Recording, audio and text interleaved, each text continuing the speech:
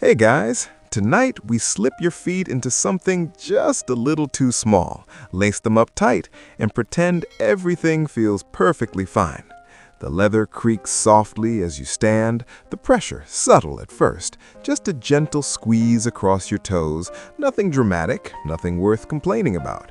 You take a step, then another, convincing yourself this is normal, that new things always need a little breaking in. But beneath that quiet confidence, something else is happening, something slower, quieter, and a little less forgiving. You probably won't survive this completely unchanged. Don't worry, it's not dramatic, just the kind of slow, sneaky change that creeps in while you're busy living your life. So, before you get comfortable, take a moment to like the video and subscribe, but only if you genuinely enjoy what I do here. And hey, drop your location and local time in the comments. I always love seeing where you're all tuning in from. Now dim the lights, maybe turn on a fan for that soft background hum, and let's ease into tonight's journey together. You stand there, shifting your weight from one foot to the other, testing the boundaries of discomfort like it's a negotiation. The shoes are tight, yes, but not unbearably so. Not yet. They look good, and that matters more in this moment than anything your body might be trying to say. You glance down, admiring how clean they look, how they complete the outfit, how they somehow make you feel more put together than you actually are. And that feeling, that's powerful enough to silence a lot of small warnings. At first, it's just a whisper, a slight pressure against your smallest toe, a faint rubbing at the heel. You tell yourself it'll loosen up. Leather stretches, right? That's what people say. And people say a lot of things with confidence that may or may not be true. Somewhere in history, for example, people believed that wearing tight footwear could actually improve posture and discipline, especially in certain European courts where appearance was practically a competitive sport. It wasn't uncommon for aristocrats to endure discomfort just to maintain an image of elegance. You can almost picture them now, gliding across polished floors, pretending their feet weren't quietly begging for mercy. Historians still argue whether fashion-driven discomfort was purely about status, or if it also reflected deeper social control, because when your body is restricted, your behavior tends to follow. Either way, here you are, centuries later, doing something surprisingly similar, just with better lighting and probably a smartphone in your pocket. You start walking. The rhythm feels normal at first, your steps measured, careful, but there's a slight adjustment, almost invisible. You place your foot a little differently, distribute your weight just a bit off-center. It's instinctive, automatic, your body adapting faster than your mind can register. And this is where things begin to get interesting. Because your body is incredibly good at adapting, almost too good. That tiny shift in your step, it travels upward. Your ankle compensates, your knee follows, your hip subtly rotates. It's like a quiet chain reaction, each joint making micro-adjustments to keep you moving smoothly. You don't notice it consciously, but it's happening. And the more you walk, the more those adjustments settle in, like grooves being carved into something soft. There's a quirky bit of history that fits here in a strangely poetic way. Ancient Chinese foot binding, a practice that lasted for centuries. Young girls' feet were tightly bound to alter their shape, creating what was considered the ideal of beauty at the time. It was painful, transformative, and deeply normalized within that culture. Now, before your brain jumps to conclusions, no, your slightly snug sneakers are not that extreme, but the principle is eerily similar. Repeated pressure over time can reshape not just your body, but your sense of what normal feels like. And that's the real trick, isn't it? Normal is flexible.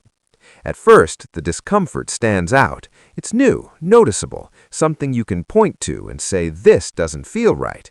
But give it time, just a few hours, maybe a day or two, and your brain starts to adjust its expectations. The pressure becomes background noise. The rubbing fades into something you only notice if you stop and really think about it, which, of course, you don't because you're busy, always busy. You walk into a room, greet people, sit down, stand up again. Life continues, and with each step, your body keeps adapting, smoothing out the rough edges of discomfort until they're barely noticeable. It's efficient, impressive, and a little dangerous in its own way.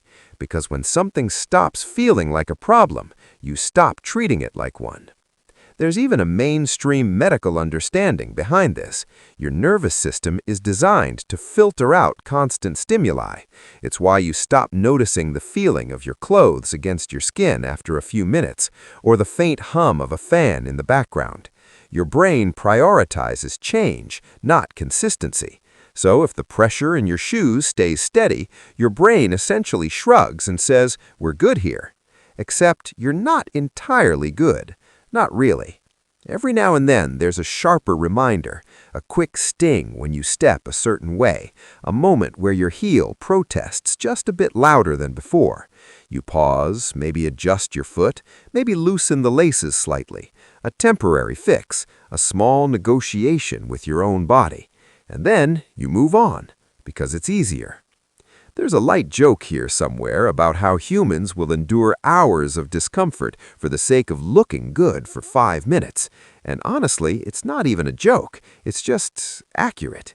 You could be sitting there, smiling, nodding along in a conversation while your toes are quietly staging a rebellion, but outwardly, everything looks fine. That's the theme, really. Everything looks fine. And maybe that's why these early warning signs are so easy to ignore. They don't interrupt your life in any dramatic way. They don't force you to stop. They just exist, softly, persistently, like a background track you barely notice anymore. But here's the thing about background tracks. They're still playing, whether you pay attention or not. And over time, they start to shape the entire experience. So you keep walking, keep standing, keep telling yourself it's no big deal. The shoes will break in, the discomfort will fade. This is just part of the process, right? Right. Except somewhere deep down there's a quiet voice, not loud, not urgent, just steady, that wonders how many times you've said that before. How many small signals you've brushed aside because they didn't seem important enough in the moment. You don't answer that question. You just take another step. You keep walking, and at some point, the decision stops feeling like a decision.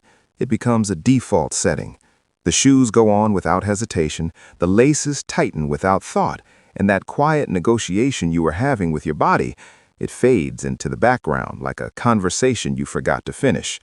Because now, it's not just about the shoes, it's about the look. You catch your reflection in a window as you pass by, just a quick glance, nothing dramatic, and there's a small moment of satisfaction. The outfit works. Everything lines up the way it's supposed to. Clean, sharp, put together. And that feeling smooths over the memory of discomfort like a filter you didn't realize you applied.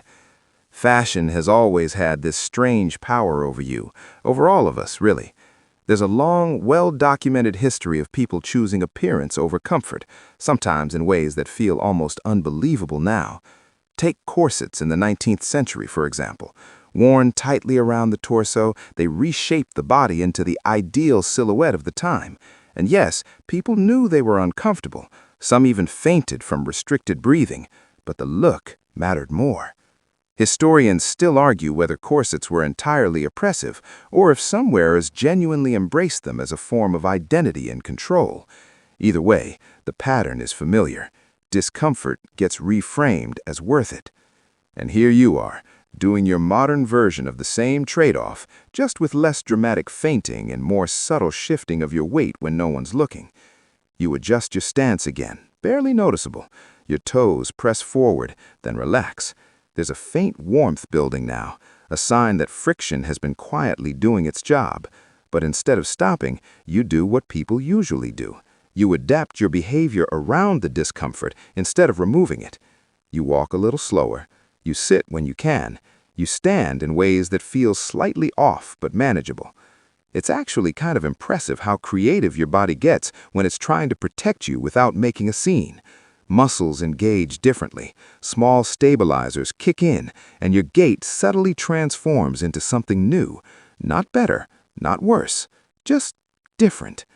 And the longer you maintain that different, the more it starts to feel normal.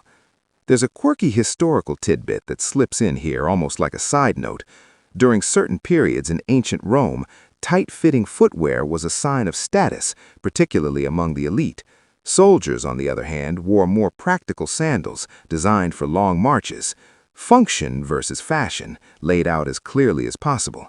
And yet, even then, people leaned toward appearance when they could afford to.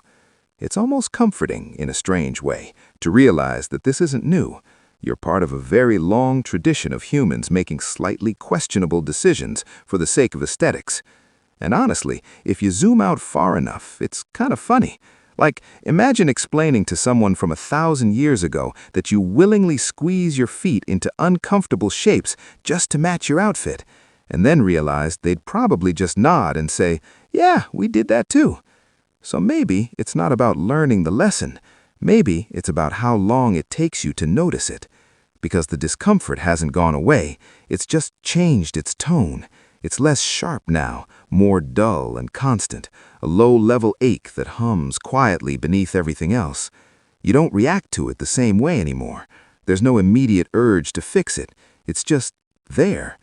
And that's where things get a little tricky. Because when pain becomes familiar, it loses its urgency. You start to think of it as part of the experience rather than a signal to change something.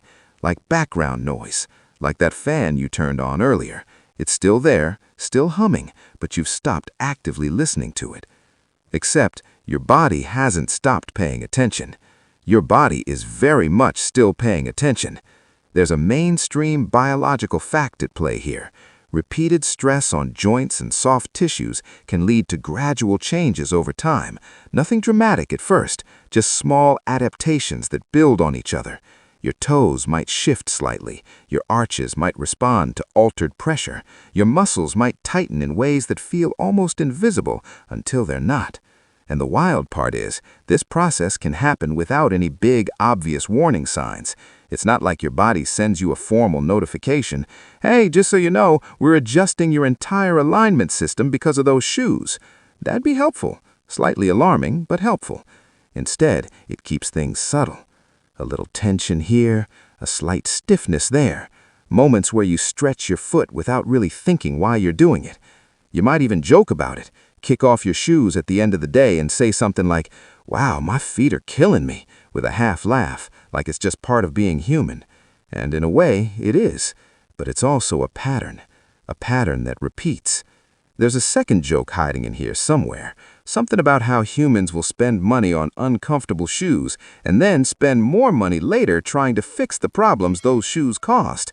It's a full circle economy of regret. Very efficient, slightly tragic.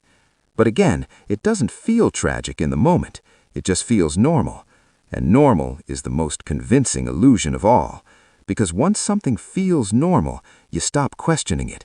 You stop looking for alternatives. You stop asking whether it could be different. You just keep going. Step after step, day after day, your body adapting, adjusting, compensating. The shoes mold slightly to your feet, and your feet, in turn, begin to mold to the shoes. It's a quiet partnership, not entirely equal, but stable enough to keep you moving forward. Until, of course, something shifts. Not yet, but eventually. Because every small compromise you make has a way of adding up, even if you can't see the total right away. And somewhere beneath all of this, beneath the style, the habits, the quiet adjustments, there's still that same subtle signal you noticed at the very beginning. It hasn't disappeared.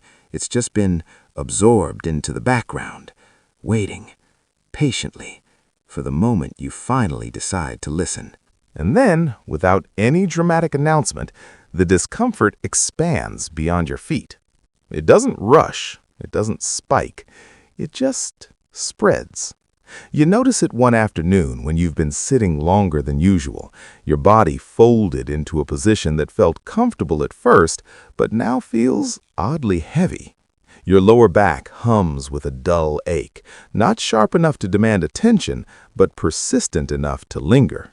You shift in your seat, straighten up a little, maybe roll your shoulders once, like that's going to reset everything. It helps. A little, but not completely. And that's how it begins, this quiet extension of something you once thought was isolated. It turns out your body doesn't operate in neat little compartments. Everything connects. Everything responds. The way you walk affects the way you sit affects the way you stand, and suddenly you're part of this intricate loop of cause and effect that no one really warned you about. Or maybe they did, maybe you just didn't think it applied to you. There's a mainstream historical fact that slips in here almost unnoticed. For most of human history, people moved a lot. Walking, lifting, bending, standing for long periods without the modern luxury of ergonomic chairs or cushioned floors. And yet, despite all that movement, posture-related issues were still recorded. Ancient Greek physicians like Hippocrates even wrote about spinal alignment and the importance of maintaining balance in the body. Historians still argue whether ancient lifestyles were actually better for posture overall, or if they simply had different kinds of physical strain. Because, let's be honest, hauling water and farming all day probably came with its own set of aches. But your version of strain? It's quieter. You're not lifting heavy loads or marching across miles of uneven terrain. You're sitting, scrolling, leaning slightly forward, your neck angled just enough to keep your eyes locked onto a screen. Your shoulders round in a way that feels natural now, almost comfortable, like slipping into a familiar position you don't question anymore. Your thumbs move, your eyes track, your body stays mostly still. Too still. There's a quirky modern tidbit that researchers sometimes mention, what people casually call tech neck. It's not an official dramatic diagnosis, but it describes exactly what it sounds like. The strain that builds up from constantly looking down at devices. Your head, which weighs more than you probably realize, starts to pull forward, and your neck muscles work overtime to hold it there. And here's the part that's almost funny. If someone had told you years ago that you'd spend hours each day in this exact position, you might have laughed. But now, it's just part of the routine. Like the shoes, like the small adjustments, like everything else you've quietly absorbed into your version of normal. You shift again, this time more deliberately. Maybe you stretch your arms above your head, maybe you lean back and let out a soft sigh you didn't plan. It feels good for a moment, like hitting a reset button, but the effect fades faster than you'd like, because the underlying pattern hasn't changed. Your body is still adapting, still compensating, still doing its best to keep everything functional without interrupting your day. There's a third light joke hiding here, something about how your posture right now, yes, right now, is probably slightly worse than you think it is. You might even instinctively straighten up while hearing that, which proves the point perfectly. Don't worry, everyone does it. It's practically a reflex at this stage. But that reflex doesn't last long, does it? Give it a few minutes and you'll settle back into whatever position feels easiest, not necessarily what's best. Because ease and long-term comfort aren't always the same thing, and that's a frustrating truth. Fatigue starts to creep in, not the kind that knocks you out instantly, but the slow, steady kind that becomes your baseline. You feel a bit tired most days, but not enough to stop what you're doing. Just enough to notice in quiet moments, when you pause, when you sit still, when you finally pay attention. There's a biological explanation for this too. Your muscles, when held in certain positions for long periods, can become fatigued even without intense activity. Static strain, they call it. It doesn't feel like effort in the traditional sense, but your body is still working, still maintaining, still holding everything together. And over time, that adds up. You might even start to forget what fully relaxed feels like. Not completely, but enough that your current state feels standard, acceptable, normal. There's an odd historical parallel that drifts through here. Victorian-era office workers who spent long hours writing at desks were known to suffer from what they called writer's fatigue. It wasn't dramatic, but it was persistent, a kind of low-level exhaustion that came from repetitive, sustained posture. Sound familiar? Different century, same pattern. humans adapting to environments that ask just a little more than they should, and rarely questioning it until something pushes back. You lean forward again, almost automatically, your attention pulled back into whatever you were doing. The ache in your back softens into the background, your neck settles into its familiar angle, and everything continues as if nothing ever happened. Because, in a way, nothing has. Not yet. These aren't breaking points. They're signals, soft ones, easy to ignore, easy to explain away, easy to fold into your daily life without giving them much thought. But they're there, layering quietly on top of each other, like pages in a book you haven't realized you're writing. And somewhere beneath it all, your body is still keeping track, even when you're not. Especially when you're not. And it's around here, somewhere between the quiet ache in your back and the familiar weight in your steps, that the pattern becomes harder to ignore. Not obvious, not dramatic, just heavier. Like everything you've been carrying without noticing suddenly gains a little more weight. You wake up one day and your first stretch doesn't quite do the trick. Your shoulders feel tighter than usual, your feet a little slower to settle into the ground. You still move, of course, you always do, but there's a slight hesitation now, a fraction of a second where your body checks in before continuing. And that check-in, that's new, because for the longest time you didn't pause, you just pushed through, trusting that everything would sort itself out the way it always had. And to be fair, it usually did, at least on the surface. But beneath that surface, things have been stacking.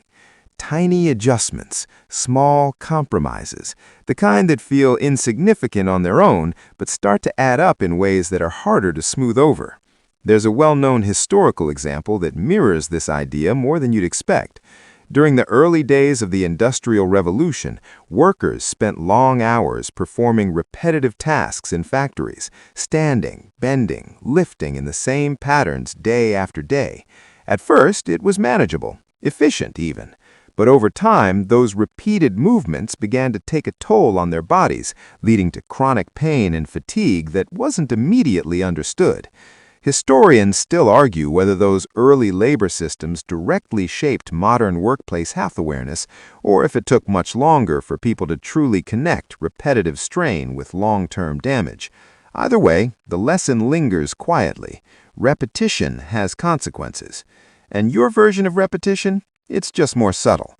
It's the way you always lean slightly to one side, the way your weight favors one foot over the other, maybe because of those shoes you broke in weeks ago, the way your shoulders round forward when you're focused, your neck tilting down in that now familiar angle.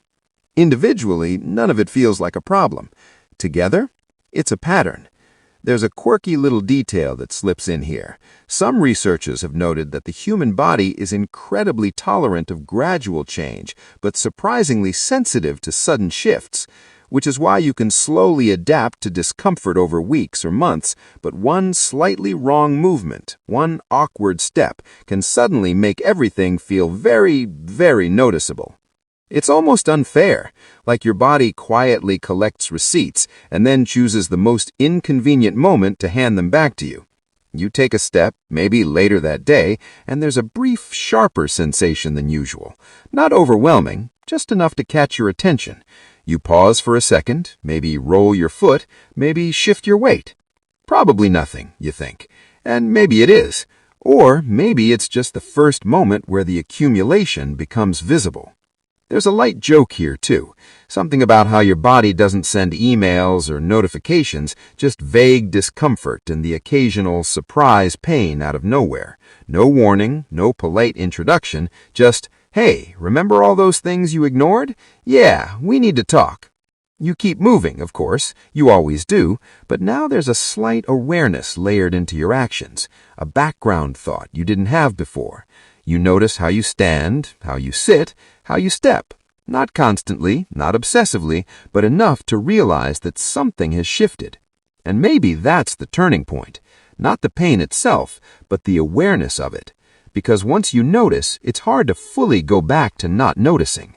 Your body isn't louder yet, it's just clearer, more direct, like it's gently asking you to pay attention before it has to insist. And the question, quiet as it is, lingers just beneath everything else. How long have you been ignoring this? And once that question settles in, it doesn't really leave. It lingers in the background of your movements, quietly reshaping the way you experience even the simplest things. You notice how you stand while waiting, how you shift your weight without thinking, how your shoulders either tense or soften depending on something you can't quite name. It's subtle, but it's there, a growing awareness that your body has been speaking this entire time, just not in a language you were used to listening to. You slow down, not dramatically, not in a way anyone else would notice, just enough to feel the difference between rushing and moving. Your steps become a little more deliberate, your posture a little less automatic, and in that small shift, something interesting happens. You start to feel again. Not just the discomfort, but everything around it. The ground beneath your feet, the way your muscles engage, the quiet release when you finally adjust something that's been slightly off for far too long. It's not a perfect reset, there's no instant fix, but it's a beginning. There's a mainstream historical moment that fits here in a quiet, reflective way. The rise of modern ergonomics in the 20th century. As office work became more common, scientists and designers began studying how the human body interacts with everyday environments. Chairs, desks, tools, all slowly reshaped to support natural movement rather than fight against it. It wasn't immediate and it wasn't perfect, but it marked a shift toward listening to the body instead of overriding it. Historians still argue whether ergonomics has truly solved these problems or simply adapted them into new forms. After all, even the most perfectly designed chair can't help much if you sit in it for 10 hours straight. And that's the quiet truth you're starting to understand. It's not just about the objects, it's about the habits. There's a quirky idea that floats through some wellness circles, the notion that your body remembers everything. Not in a mystical sense, but in the way patterns get stored through repetition. Muscles learn, joints adapt, movements become familiar, and once something becomes familiar, it takes intention to change it. You pause for a moment, maybe standing still, maybe sitting in a way that actually feels balanced for once. There's a slight adjustment, a roll of your shoulders, a repositioning of your feet, and for a second, everything feels aligned. Not perfect, just better. And that's enough. There's a final light joke here, something about how taking care of your body often feels like undoing years of "I'll deal with it later." A slow process of small corrections, one at a time. Not glamorous, not exciting, but quietly satisfying in a way that sneaks up on you. You breathe a little deeper now, not because you have to, but because you can. The tension hasn't disappeared, but it's softened, like a volume knob turned down just enough to notice the difference. And as the pace of everything around you begins to slow, your attention softens with it. The sharp edges of awareness fade into something gentler, something quieter. You're no longer scanning for discomfort, you're just present with whatever is there. Your body, for the first time in a while, isn't trying to get your attention. It's just existing with you. And that feels different, softer, easier. So you let that feeling settle, like a calm surface after a long day of small disturbances. You don't rush to fix everything. You don't make big promises about changing every habit overnight. You just notice. You listen. You give yourself permission to move a little more carefully, a little more kindly. The lights dim further in your mind, the background hums steady and reassuring. Your breathing slows, your muscles gradually releasing what they've been holding on to for longer than you realized. And as everything fades into that quiet, steady rhythm, you find yourself drifting, not away, but inward, into a space where nothing needs to be forced, nothing needs to be ignored, just felt, just acknowledged. And gently, without urgency, you let go of the need to hold it all together quite so tightly.